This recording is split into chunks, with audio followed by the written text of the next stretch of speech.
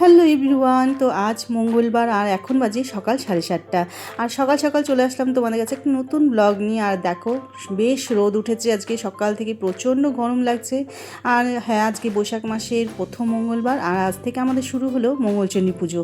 তো চলো, আর এইদিকে ছাদে এসেছিলাম, দেখো রোদের আলোতে গাছগুলো বেশ ঝলমল করছে। আর এই দেখো আমাদের সেই পুরনো, বলতে পারে বহু পুরনো সেই শাশুড়ির হাতের লাগানো গাছ, বেল গাছ।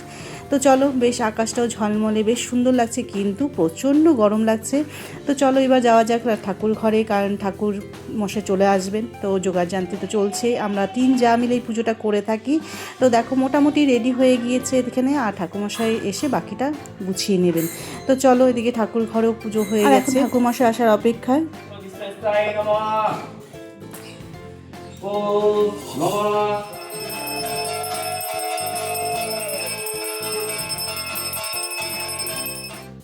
আর পুজো এখানে মোটামুটি শেষ, দেখতেই পাচ্ছ। আর এখানে অঞ্জলি দিলেই পুজো হয়ে যাবে।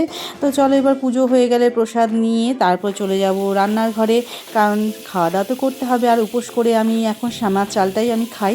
আর এদিকে রান্নার জন্য দেখো নিয়েছি আলু পটলের তরকারি, ঢ্যাঁড়স ভাজা, আলু ভাজা।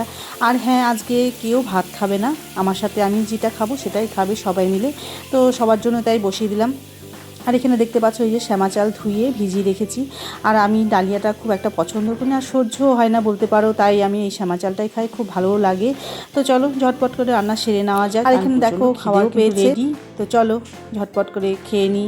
এদিকে আলু ভাজা, ঢ্যাঁড়স ভাজা, আলু পটলের তরকারি, শসা দিয়ে সবাই মিলে বসে পড়েছি। তো চলো আজকের ব্লগটা এখানে, দেখা হচ্ছে পরে কোনো ব্লগে, টাটা।